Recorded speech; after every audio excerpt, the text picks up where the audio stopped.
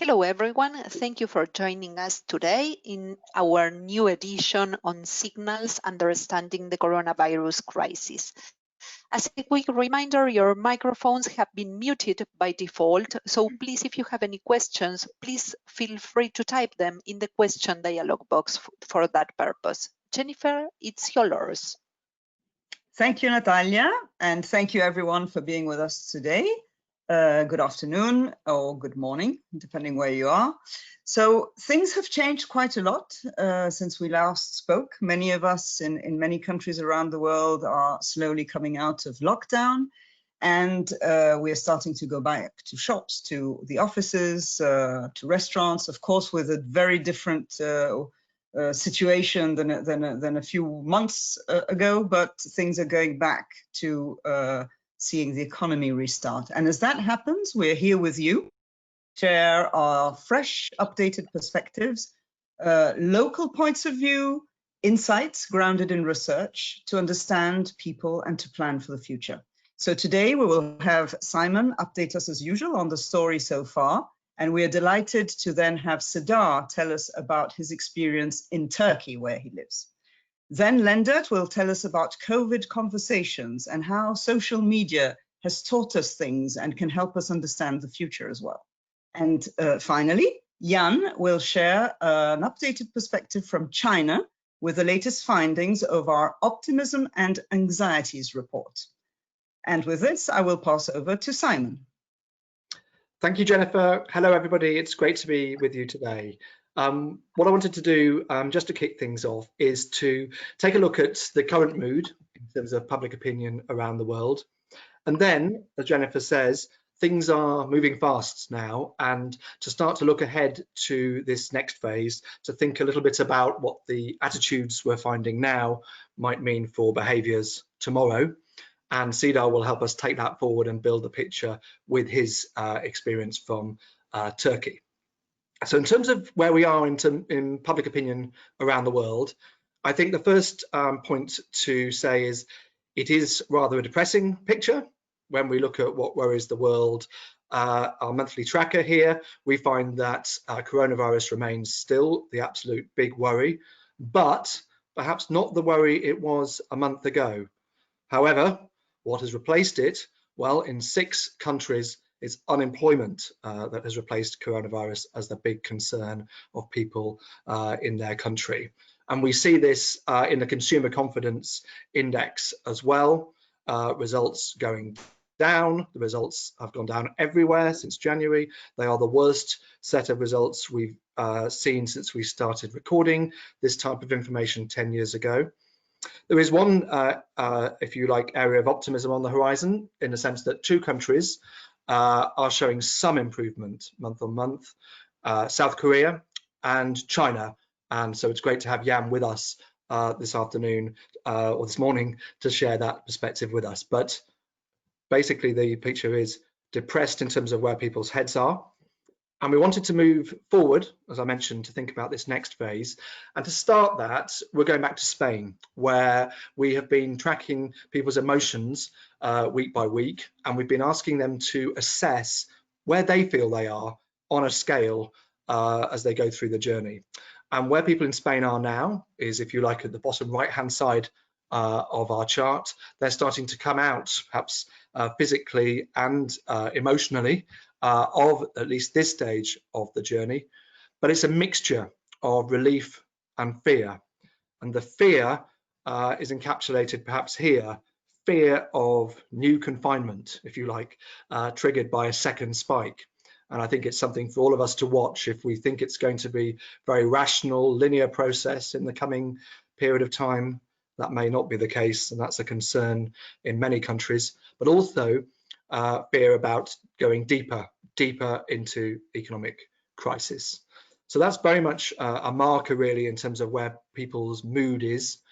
And to help us move things forward and start to think about what this might mean for behaviours, I wanted to draw on some data from the United States, looking at the auto sector in particular, which is quite a good barometer both on a macro and a micro level for a whole number of perhaps factors if we're trying to understand where people are.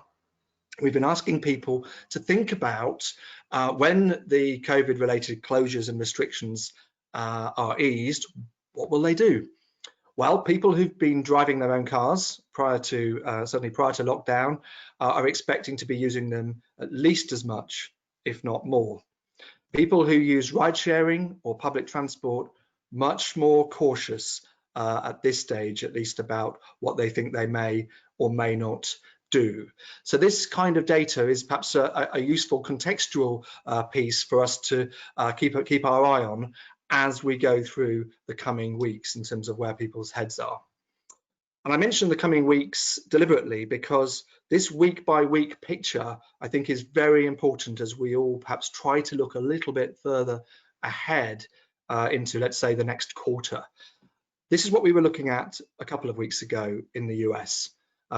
Even then, at that time, the proportion self-quarantining in a very strict way was down on where it had been in the middle of April. But we had 90% of people said they'd been social distancing. Where are we now? Well, the self-quarantining is down still further, but still we've got that very, very high proportion avoiding contact with others as much as possible. So at least for now, it's the new normal.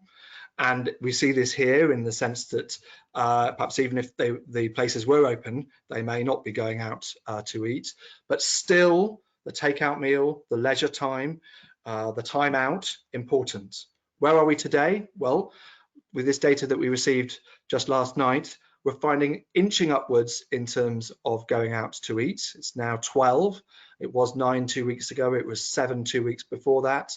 And so that's, again, an example of week by week, we're starting to see some change. Risky to meet friends or family. 69% was the 1st to the 4th of May figure. Now 64%. So if I were, if you like, taking my ruler and drawing a very amateur straight line projection, I might be able to say that, well, by the beginning of September, nobody will be saying it's risky to go out to meet friends and family. Well, it may not be quite as simple as that, but this is a reminder that even within a relatively short period of time, things remain fluid, things remain moving quite fast, and we need to be sensitive to those nuances and be sensitive to perhaps being careful about generalizing too much when things remain dynamic. And with that in mind, we hope that the resources available on our COVID homepage can help you. Every week we put the latest expert analysis. Pertinent to this week is the piece in particular on forecasting in challenging times, which helps us just think through what we might need to adapt, at least in the way we approach the task of projecting things into the future. We're putting all the latest opinion polling there, of course, and I've also put in the deck some first-hand accounts through digital ethnography where consumers around the world have, if you like, expressed their own perspectives, and that could be helpful to you if you're looking to bring some of this to life, perhaps in your own organization. And then bringing things together, every couple of weeks we organize a digest of all the recent research on coronavirus. We also call that Signals, and that digest is available now. It's been released within the last hour. But I wanted just to draw very quickly on the latest opinion poll finding, released this week, because it encapsulates perhaps how attitudes today may impact on those behaviours tomorrow. This is the data on how comfortable people feel about going back into the workplace. And Jan's going to pick up on this actually a little bit later on with the China experience. Where we are today is 9 out of 16 countries. There's a majority of people feeling comfortable going back to work. But in only 2 of those 16 countries are people comfortable about allowing children go back to school. So it feels like an important reminder of how this interplay perhaps between the mood, today's attitudes may impact on tomorrow. And thinking about tomorrow, one of the things that we've always been finding, I think, as we've gone through this crisis, is the importance of looking at individual markets and the individual context. Turkey, for example, a country which has been hard hit by the crisis like many others. The public, very clear that that's the key issue facing the country. CEDAR and colleagues have prepared a report which gives us a guided tour of the latest findings in terms of how people feel and in terms of what they're doing. And we're delighted to have CEDAR with us today from the office, I may say, in Istanbul. Cedar, it's great to see you. How are you today? I'm very well, Simon. Thank you. How about you? How are you? Yeah, I'm good, thank you. I'm good, thank you. I'm conscious it's been, I think, quite an important week in Turkey, not just because you're in the office, but more because people have been allowed out for the first time. So perhaps you can tell us a little bit about just the current or the last week in Turkey. Okay. The first coronavirus case was announced at the middle of March. So it has been around 9 weeks now since the first case in Turkey. After that, government took some immediate actions. All the schools are closed. Including primary, elementary, high school students, all of them have been homeschooling since then. And flights to more than 60 countries were banned, and large public gatherings like prayers, weddings, conferences are forbidden. And after 2 weeks from the beginning of April, it has been also forbidden to travel in between major cities in Turkey. And maybe the most important action that has been taken by the government was imposing a curfew for the people who are older than 65 and younger than 20 years of age. So that means 40% of the nation, which is a very strong action, actually. And as a result of all of these actions, I think that compared to many other countries, we can say that the strategy implemented in Turkey in terms of saving more lives was successful. There are more than 150,000 cases in Turkey, but the number of deaths is around 4,000 at the moment. Yeah, it's a good figure actually, and also on the other hand, in terms of saving lives, that was really successful story. But Turkey's problem will be a deep financial crisis because the country had been already facing a major financial crisis even before the pandemic. Now the picture is even worse. Especially there are two important industries, retail and tourism, are very important industries in terms of their contribution to the country's total GDP. And these are the top industries that will be very much negatively affected by the restrictions. And at the moment, employee contract termination is forbidden in Turkey. Right. It will be staying as it is until the end of June. But many companies are suffering because of the financial slowdown. So therefore, it is very likely that we are going to face a significant jump in unemployment starting from July on. So big disruption, big rupture. What about you as a Turkish citizen, Turkish researcher, Turkish CEO? What's the experience been like for you? We can see you're in the office now, but it seems like quite an experience. Yeah, personally, this will be one of the times that I will never forget for the rest of my life, of course. Except the first week, I've been continuously coming to the office with my previous routine. Although all of our employees have been working from homes. But our office area is almost 3,000 square meter space. And during the last 8 to 9 weeks, most of the time, I've been alone or just with people with me in this giant space. This is really strange. Yeah. But I think that's a battle. That's a war in between us and pandemic conditions. And here, I'm trying to defend our castle. And I believe that it gives a big strength to my colleagues who know that I'm always here and I'm always on action. in order to protect our business. Other than coming to the office, really, I don't do anything personally because my only hobby is sailing, and unfortunately, it is also forbidden in Turkey. Yes, I knew how important that was to you. So yeah, that's certainly a reminder, really, of just the individual behaviours and the things we like to do have changed. Now, you talked about the financial uncertainty already being there, and that perhaps being even more accentuated as we look forward. How is consumer behaviour changing in Turkey at the moment? What are you seeing on the ground that we should look out for during the coming period? Actually, it is continuously changing from one week to another. I mean, during the last 8 to 9 weeks, we have been observing instant reactions related to different stages of the period, COVID-19 period, lockdown actually. The first week we measured some extra purchases, especially in some basic goods, basic needs such as pasta, oil, yeast, flour, and some other categories like house cleaning products and detergents and of course toilet paper, famous toilet paper.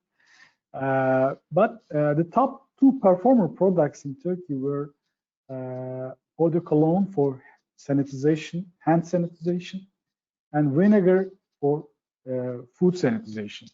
Mm-hmm. In the following weeks, we did not observe stockpiling.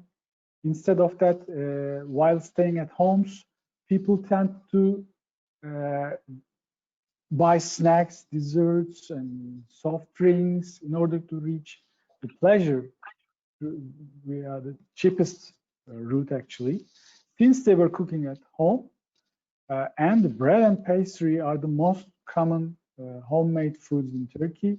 Yeast have been always the top performer product throughout all this 9 weeks period. Other than that, 2/3 of the nation take this issue very seriously. This group of people think that it's not an exaggerated thing, it's critical, and there will be new waves as well. Mm-hmm. This is not the first, I mean, this is not the one and only way that we're facing at the moment. Yeah. And they mentioned that the pandemic has already changed their perspective on life radically, significantly. Yeah. And those are features of the report that the team has done. So with this webinar comes the report that your team has prepared. It does include, as you mentioned, food, and we're going to come back to that in a moment in the later presentations. But thank you, Cedar, for joining us. I'm going to hand back now to Jennifer in Milan and to take us back from Italy. Yes, thank you so much, Cedar. So from Milan to Istanbul, I have a question for you. And it's as you were telling us of all this and how this period will impact you forever, and you will always remember what you've gone through. By the way, I love the image of you sitting alone in the castle, holding on to everything for your team. I'm sure it's had a very impact on them. I was wondering, what was the sort of the biggest surprise as you went through these weeks there in Turkey? Actually, I'm surprised to see how quickly we have transformed the way of doing business in our company here, because we reacted very, very fast. Our online survey volume has been almost doubled in the past 2 months. So not only regarding our survey methodologies and data collection methodologies, but also some other things as well. For example, we have been organizing a huge research industry conference for more than 10 years with participation of hundreds of clients in Turkey. This year, that conference will be transformed into online as well. We are going to organize it purely on an online platform. So, and also we have realized that, this is another surprising thing for me, we have realized that some important issues, I mean, so-called important issues, are not that important in fact. For example, the city we are living, the neighborhood we are living in that city is not that important as we thought, because we can work remotely from anywhere. dress code, business trips.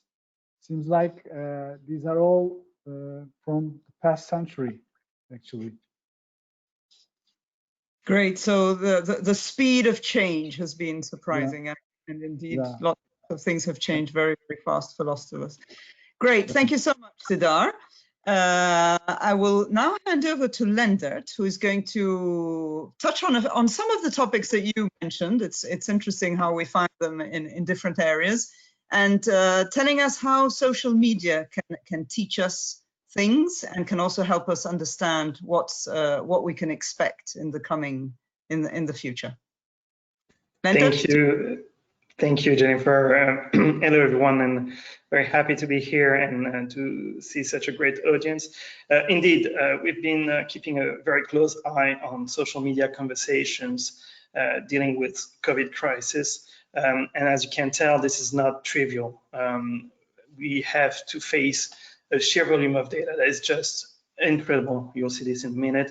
We have to deal with an amazing speed at which topics and themes and conversations are changing.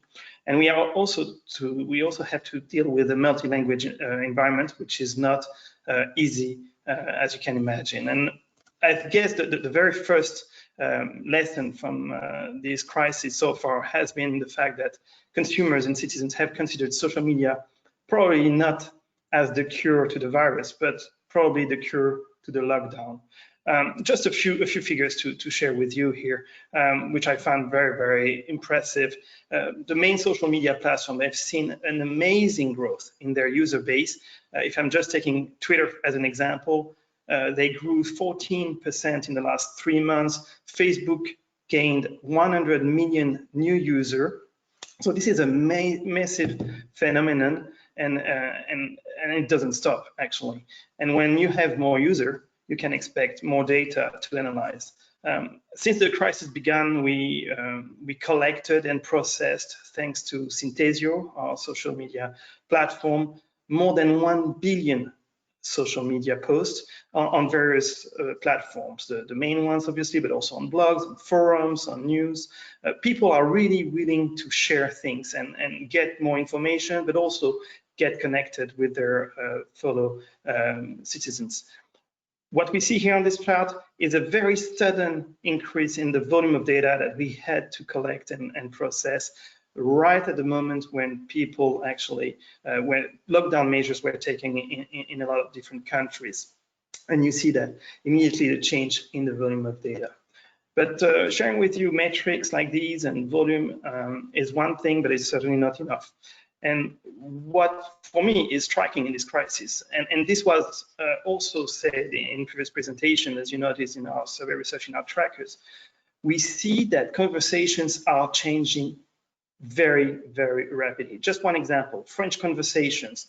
We made a first measurement and analysis on a topic modeling analysis just 3 days after the lockdown period happened in France. And what you saw at the time, and this is the blue bar here, is that international issues were things that people mostly commented on. Basically, what was happening in other countries, in Italy, in neighboring countries. Also, a lot of comments about sanitary measures and the epidemic per se. But just 7 days after this first analysis, we noticed a dramatic change in the content of conversations, where people actually starting to criticize very, very actively how the way the government was handling the crisis, and also talking about different domestic news. So again, a very good, I think, a very good learning, which is basically we have to track things in real time, not to draw wrong conclusions. If I'm just looking at the bigger picture here and you know, trying to have a longer term view on things, you see those topics evolving on a monthly basis quite dramatically without any specific pattern. Actually, people react immediately to the news. They share things which they feel are very important for them, for their community, and this is what you're going to see here. We've seen a lot of, we've seen the sheer volume of data, we've seen the speed or the velocity of conversations. let's make sure that we are consumer-centric and that we respect actually the authenticity of the discourse and of those conversations. In order to do that, we like at Ipsos to combine both a top-down approach and a bottom-up approach to text mining. The top-down is the red bubbles, and here what you see here is really the voice of consumers bubbling up.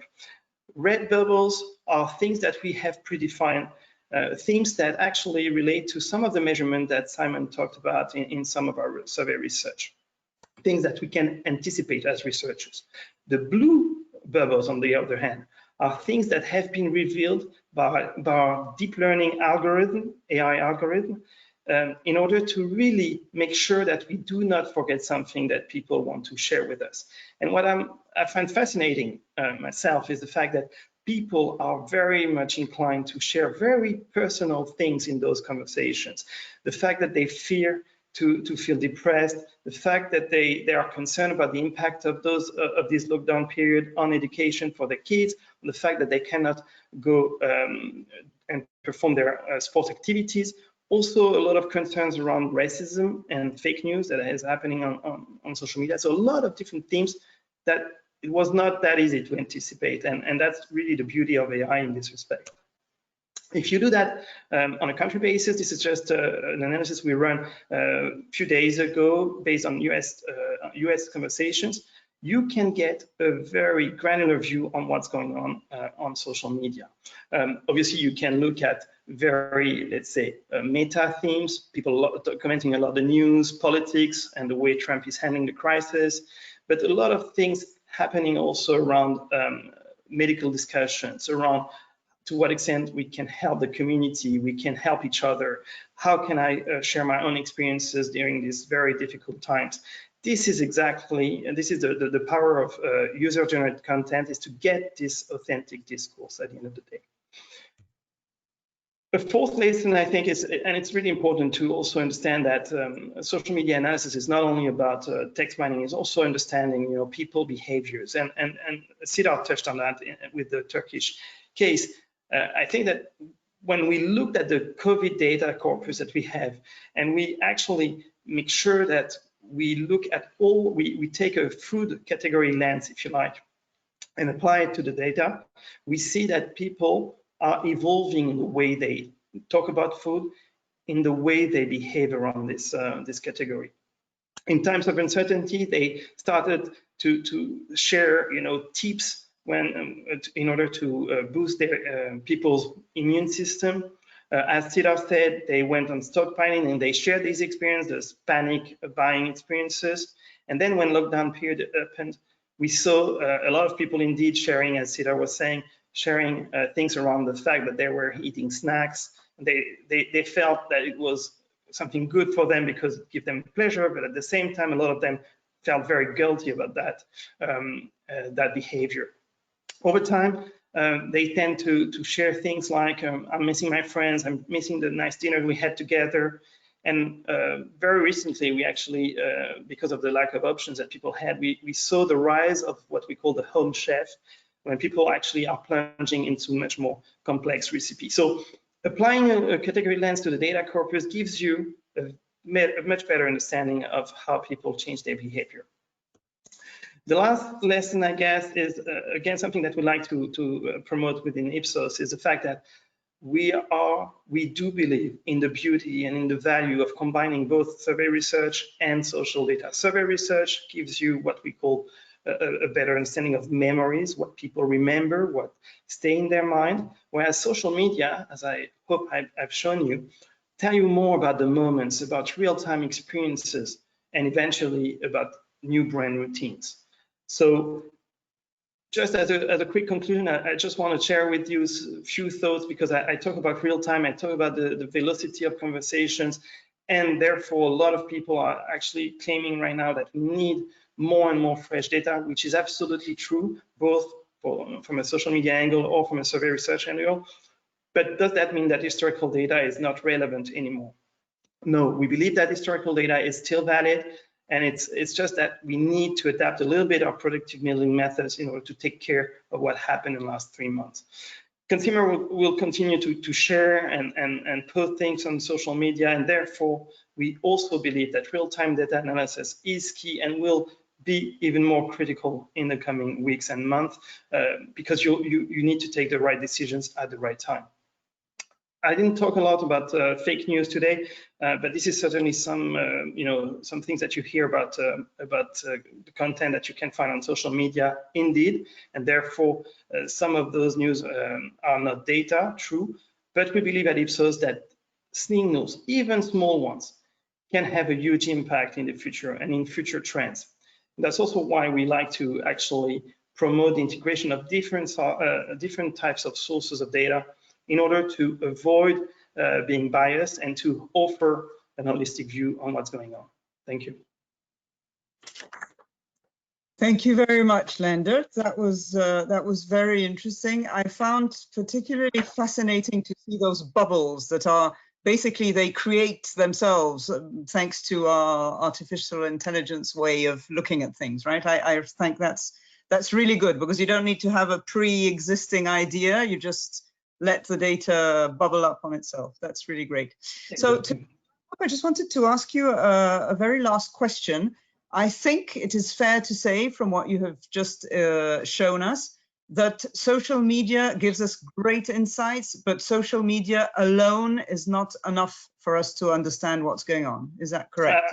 Absolutely. I think it's just one part of the puzzle. We like to embrace the entire data ecosystem. You know, we cannot focus on one side of the story. We have to embrace it all, and that's the beauty of our method, I guess. It's really making sure that you have the right tools to gather the right data, but also having the data science to make sense of the combination of both. Great. So integrating data streams is where we have to go. And fantastic. Thank you so much for that, Lendert. And now we're finished with the very latest news from China. And so thank you so much, Yang, for being with us until this late time for you. It's in the middle of the night for you. So thank you so much for staying up to share this update with us. Up to you. Okay, thank you, Jennifer. Hi, everybody. This is Yan from the China team. So today, I'm glad to be here to share with you some updates how China is doing.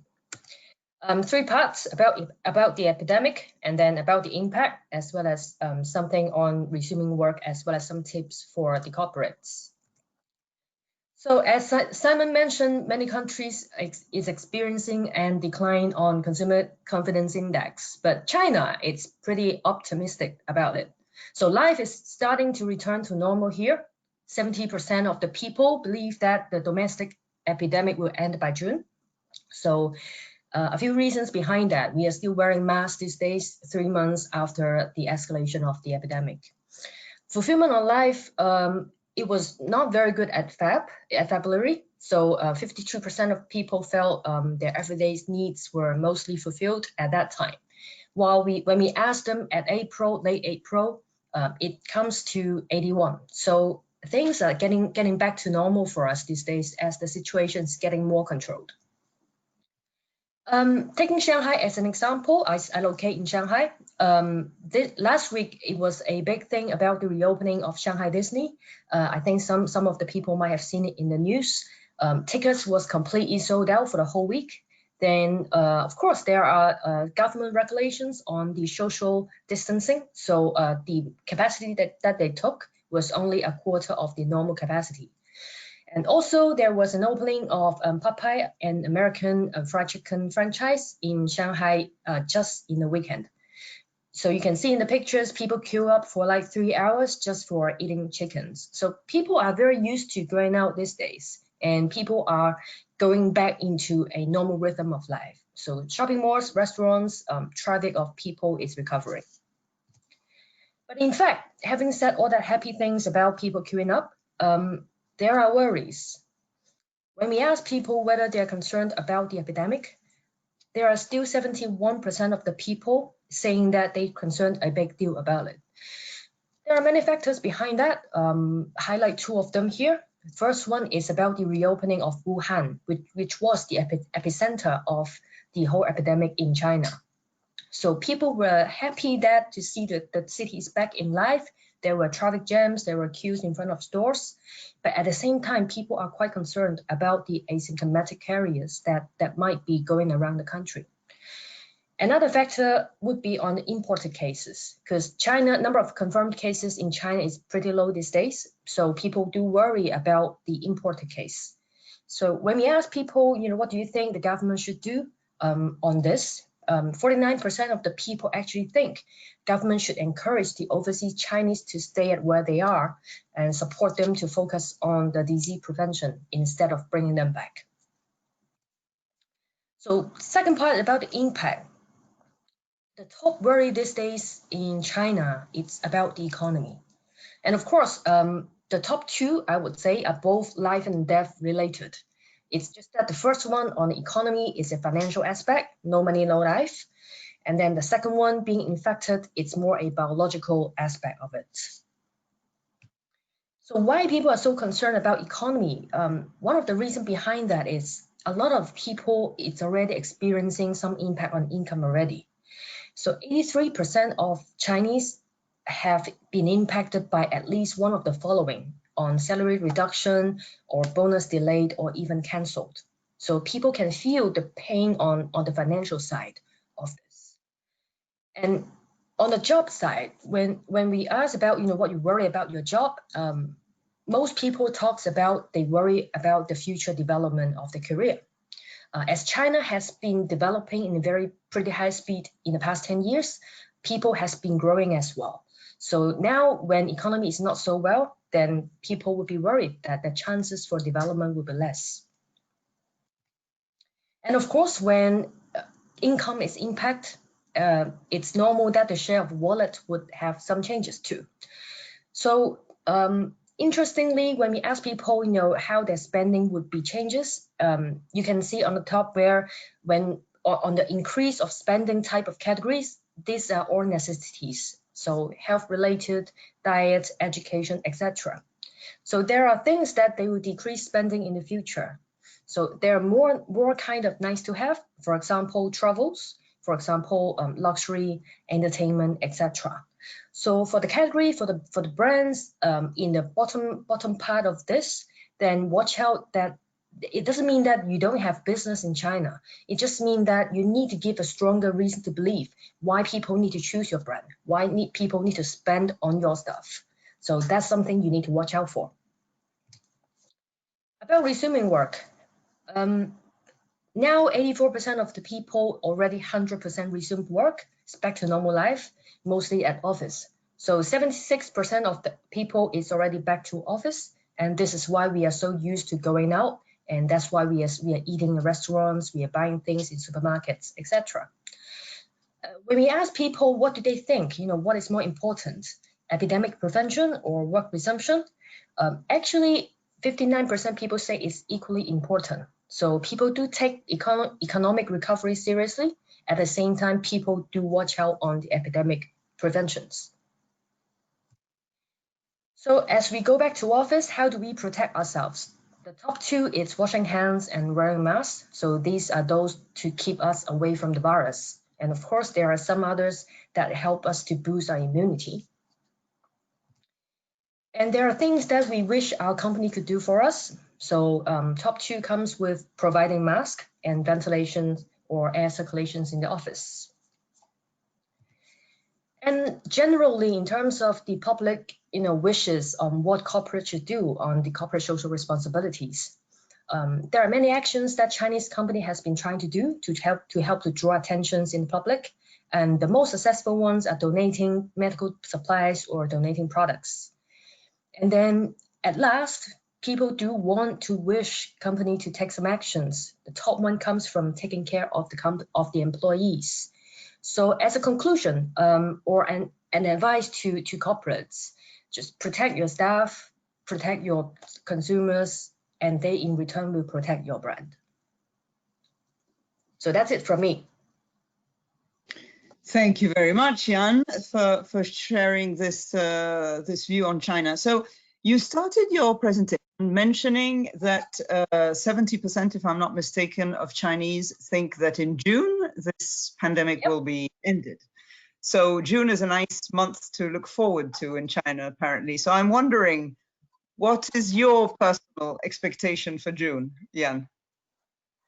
I just love to go out of the country. I've been locked here for 6 months already. I want to go to a beach somewhere in Thailand with a bear. Okay, so you're not one of the ones who will be queuing for the Shanghai Disney. No. No. I want to go out. I'm here for too long. I think a lot of Chinese want to go out too. Yeah. Okay, so back to travel. Yeah, I guess the tourism industry will be very happy to hear you say that. Yeah, we're for our respective tourism industries to pick up again. Great. So thank you very much to all our speakers who've shared all their experiences and data and interesting insights from around the world. And I would like to also thank all of you who were with us today, and to give you an appointment in 2 weeks' time for our next Signals webinar. Thank you very much, and have a lovely rest of the day. Bye. Thank you, everyone. Stay safe and have a nice day.